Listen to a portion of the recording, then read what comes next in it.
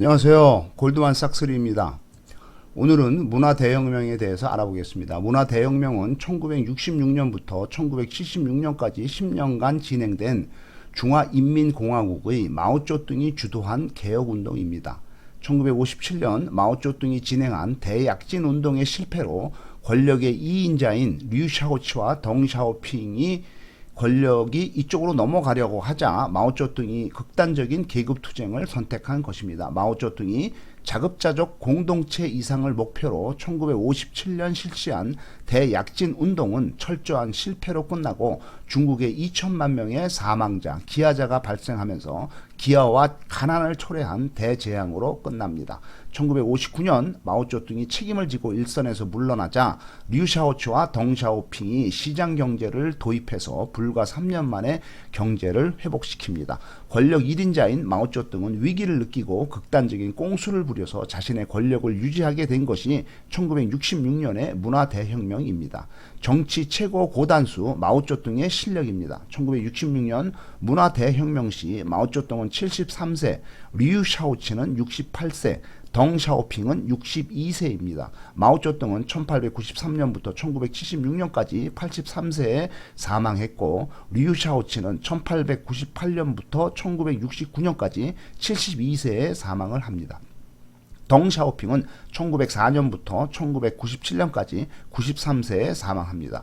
당시 73세의 마오쩌둥은 30리 장강을 유유하게 헤엄쳐 건너면서 자신의 건강을 국민들에게 과시를 하게 됩니다. 마오쩌둥이 권력을 위해서 프롤레타리아 민중과 학생 폭력운동을 동원해서 시장 회생파인 류샤오치와 덩샤오핑을 공격하고 부르주아 자본주의, 봉건주의, 관료주의를 철저하게 제거한 것이 문화대혁명입니다. 1976년 문화대혁명으로부터 10년 후 권력투쟁에서 승리한 마오가 사망을 하고 문화혁명을 주도한 4인방이 당시 주석인 화고평에 의해서 체포가 되면서 배후에는 실권자인 덩샤오핑이 존재합니다. 국가적인 재난인 문화대혁명은 끝이 나게 됩니다. 1957년부터 1976년까지 20년간의 마오쩌둥의 암흑시대가 마무리되고 이후 중국은 덩샤오핑 주도의 개혁개방 정책으로 눈부신 발전을 하게 됩니다. 문화혁명의 시작은 마오쩌둥의 배후 조종으로 인한 대규모 학생 시위로부터 시작이 됩니다. 당시 주석인 류샤오치는 대학의 질서를 유지하고자 당위원회 직무를 대리하는 공작조를 대학에 파견하게 됩니다. 마오쩌둥이 배후에서 지지하는 과격하고 숫자가 많은 조반파가 2주 만에 39개 대학에서 공작조를 모두 몰아냅니다. 마오쩌둥이 말합니다. 학생 운동 진압은 북양군벌이나 하는 짓이다. 공작조 파견은 잘못된 일이다. 무산계급의 흑색공포가 자산계급의 백색공포를 제압해야 한다. 새로운 것이 탄생할 때는 시끄러운 법이다. 사람 사는 세상에는 옳고 그른 것은 애초부터 없었다. 명분이나 핑계도 다 그게 그거다. 무슨 싸움이건 간에 같은 편이냐 아니냐가 가장 중요하다라고 말합니다.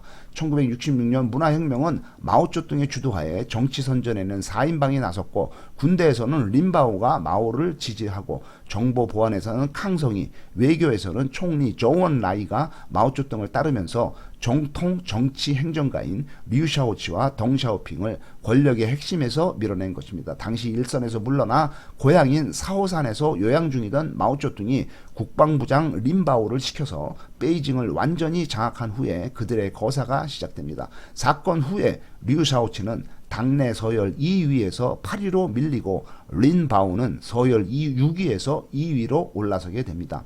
조반파는 자오판입니다. 반역, 반거, 저항을 조성한다는 것으로 수정주의에 반대하는 것입니다. 조반파는 홍위병을 구성을 하는데 홍위병은 문화혁명 때의 극좌 대중운동 구성원이며 대부분 젊은이들로 구성되어 있습니다. 마오쩌둥의 정적인 구시대적인 부르주아적인 모든 것이 폭력 및 파괴의 대상이 됩니다. 홍위병은 두 부류로 나뉘는데 1966년 마오쩌둥이 주도한 북경대, 청와대 등에서 조성된 보수파인 봉황파와 1970년 4인방이 주도한 노동자 농민으로 구성된 혁명파인 조반파가 있습니다.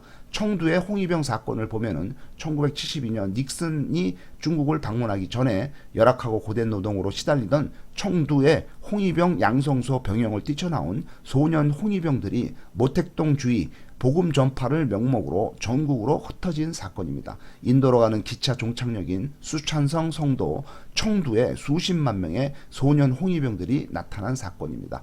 권력 2위인 류샤오치는 1898년 태어나 1969년 71세에 사망한 중국 공산당 지도자입니다. 1920년 22살 때 소련에 유학을 하고 1921년 23살 때 중국 공산당에 가입을 하고 1922년 24살 때 귀국을 해서 노동운동을 하게 됩니다. 1927년 29살 때 공산당 중앙위원회 위원이 되고 1932년 34살 때 푸젠성 당서기가 되면서 도시에서 노동운동과 지하운동에 주력을 하면서 마오쩌둥의 장정에도 참가를 하게 됩니다. 1935년 37살 때 장정중의 쭈니 회의에서 마오쩌둥을 지지를 하고 화북지역 당서기가 되면서 항일운동을 계속합니다. 1949년 51살 때 임시 부수반이 되고 1954년 56살 때 중화인민공화국 국가부주석이 되면서 마오쩌둥 다음에 권력 2인자의 자리를 굳히게 됩니다. 1959년 61살 때 중화인민공화국 2대 국가주석 및 군사위원회 주석을 맡게 되면서 공식적인 중국의 권력의 1인자가 됩니다. 하지만은 실권은 마오쩌둥이 가지고 있습니다. 1968년 70살 때 마오쩌둥과의 갈등 끝에 실각을 하게 되고 친자본주의 주자파 반혁명 분자로 지명이 되면서 당에서 제명이 됩니다. 베이징에 가택연금이 되고 홍위병의 폭행과 폭언에 시달리게 됩니다.